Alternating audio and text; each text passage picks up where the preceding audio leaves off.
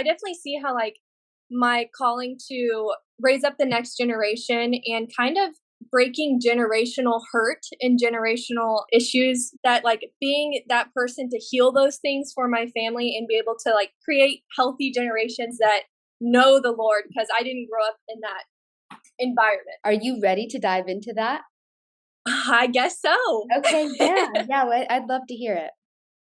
Okay, so I was born into a Mormon family. My mom's parents were very big in the Mormon church, and my dad was baptized Mormon, and I have a big family. I grew up with always 6 siblings in the house. Oh, And wow. yeah, lots of kiddos.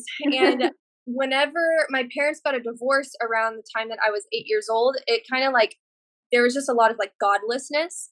Mm, Um and so I kind of had some Mormon things that were taught to me whenever I was younger, but I always kind of rejected it. Like mm, I believe God, but I had some things happen where like for some reason I just didn't feel comfortable going to church. I would run away. This sounds so mean. I would run away and hide from like the Mormon kids from church. They would always yeah. want to like, and I'd be like, nope, sorry. And so it kind of like didn't sit well with me even as a child. And so then whenever there was like nothing, I'm 8 years old, that I kind of am depending on my family to kind of lead me spiritually and morally and things like that, that there wasn't really a lot of it. Whenever my parents split, I was put into some abusive situations emotionally, psychological abuse. I don't know if you're familiar with like narcissistic abuse. Oh, yeah, yeah. Yeah. Like a parent figure or mm, Yes. So from it was like my primary caretaker basically. So having that kind of abusive situation led me into my teen years, where I started looking for something outside of just like this void of godlessness. I started pursuing something, and I grew up in a Christian community. Everyone kind of knew, went to church, did that thing. This girl, I'm still friends with her. She's one of my best friends to this day. She told me, she's like, Jesus loves you. Jesus loves you. She was like the Jesus freak. we all need at least one of those in our friend group as a young person. Yes. Yeah, and so because going through like this like divorce and then this emotional neglect and abuse at home, I Hmm. saw, well, I don't feel loved. Like I don't even know like what does that mean? I've even whenever my parents were together, I always kind of had this void that I felt like nobody loves me. Like why doesn't Yeah. anybody?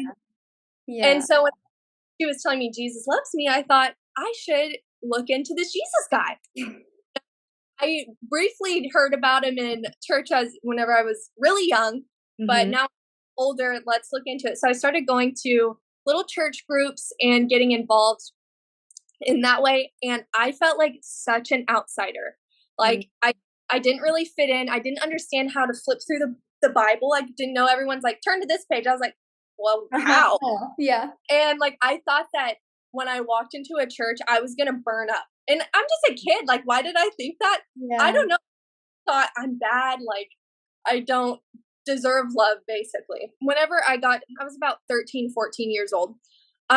Things at home got really bad, and I fell into like a pretty dark, depressed time. And I kind of turned my back on God because I didn't know enough. I didn't have like relationship with him. I kind of was trying, but like Mhm. it didn't really click, and I still Yeah. felt rejected and unloved. And so I kind of turned my back on pursuing Christianity even more, because the feeling wasn't there, you know? Yeah, you hadn't like experienced it, like you hadn't experienced Jesus yet, right? Mhm. Right. It's weird because I remember around this time I had like a really profound dreams, and hopefully we can get into like the dreams and sleep paralysis stuff. But I was like praying to God about this boy that I was dating, like wanted to date, and he was kind of like a bad kid, like always got in trouble, every had a bad reputation. So I remember praying to God about if I should date this guy, and I had a really profound dream that it like revealed to me that he's a bad guy, don't date him. Oh, Yeah, and I ignored it. I was of like, "Oh, course, naturally. right." I ignored it, and then I ended up having a very traumatic dating relationship briefly with this guy. And so I did have like that was like the one thing I remember of having like a God moment where I prayed to God and literally he answered it in a dream and then just Wow. completely ignored it. Oh my gosh, we all do that all the time and we don't realize it until it's like years later and it's like, "Oh my gosh, that's what you were trying to tell me. Right. If only I'd have listened then and I wouldn't have had to go through this, this, and that." But no, like we just have to learn the hard way sometimes. Right. Hindsight is the best tool. Yeah, the best teacher, yes. And so, okay, I turned my back on God because I was like, you know what? If I feel so sad and depressed and lonely, I don't feel like Jesus loves me. So therefore, I must not be loved. Turned my back on it. And I started getting heavily into New Age practices. Mm. Um, so, a lot of the manifesting, lucid dreaming, the astral projection. I got into veganism because I wanted to like open my third eye. Uh-huh, uh-huh. Okay, so you were in pretty deep then. So yeah, full blown. Yeah, full blown. And for the next like 5, I don't remember, 5 to 7 years of my life, from the time I was like 13, 14, to my early adulthood, I pursued New Age practices to where I was working at kind of like a New Age spiritual center where they had Mhm. like, they sold like books and stuff, but that they did classes and meditations, and they had different kinds of practitioners that would do like mediumship and tarot card readings and all that stuff. So I'm over here thinking, I want to be a tarot card reader. I want to evolve from like just working at the store to being one of the Yeah. spiritual readers, Yep. opening my third eye, being so woke. Uh-huh. I did Uh, the same thing, so I know exactly what you're talking about. yeah, and that, even though I really still, I had this good and evil idea. Like I knew there was bad stuff, and I knew there was good stuff, but for some reason I just kind of ignored the bad stuff. Like I just was like, only love and light. Only love and light. Yes. Like I'm not even gonna look at the bad stuff, even though I'm working at a store that literally is like selling witchcraft. Like, Right, but when you're in it, you don't realize that it's bad. Like that's for me, I thought it was all love and light too, but at that time I didn't believe the devil was even real. I thought it was like an outdated fear construct, like, mhm, perspective of the mind. I thought it was like all some metaphor. I didn't Well, at that time, because when you don't believe God is a person, you don't believe he's Jesus Christ, you don't believe that the devil's a person either.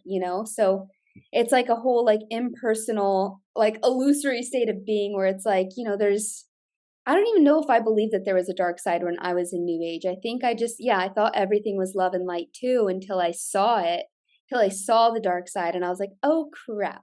So if that's all real, then everything else must be real too. I relate to that. Where so I did know as I started working, like I was surrounded by this community of people who believed not the same thing, because nobody really believes the same thing at all. Because there's no Mm, like concept of truth. It's like everything's my truth, wow. everything's your truth. Like you want to Yeah, believe, you like make your own little belief system up, and it's kind of like a very egocentric um way yeah, of thinking. Like you believe in the universe, but you think like I thought back then God was the universe, me and too. that Yeah. the universe was to serve me, to give me all my wants and desires. And Yeah. I there was a truth, not really, to the like manifesting and things. Like I would manifest stuff, or I would have tarot card readings that I would do, and they would be accurate. Like Yeah, stuff would happen, but it was all, I feel like, to manipulate me exactly. more to the going down the rabbit hole. Yeah, And because they're still spirit beings, so they can still perform, some miracles here and there, but it's not God, right? Like all in the Bible too, you see these like psychics and people that performed miracles, but they were of the devils, they were the devil's people. And so like it's like they have some limited power and knowledge and ability, and so they can tell us things that are still maybe like there's a little bit of truth to it, but that's what makes it believable, like you said, but it's not the mhm, full truth. right, it's like counterfeit. It's counterfeit truth. Yeah, just twist it a little bit. Yeah, and that led me to make, I would do like readings all the time because I was trying to be a reader, and I would like journal about it. And so it's really interesting to look back on those things and think like, "Oh my goodness, if I would have kept pursuing this, my like I would have gone down even darker path than what I was already Uh-huh. on." That's Oh, I very trusted those cards for relationships. I trusted it for job decisions. I trusted it for moves in my life. Like, literally, same thing. right.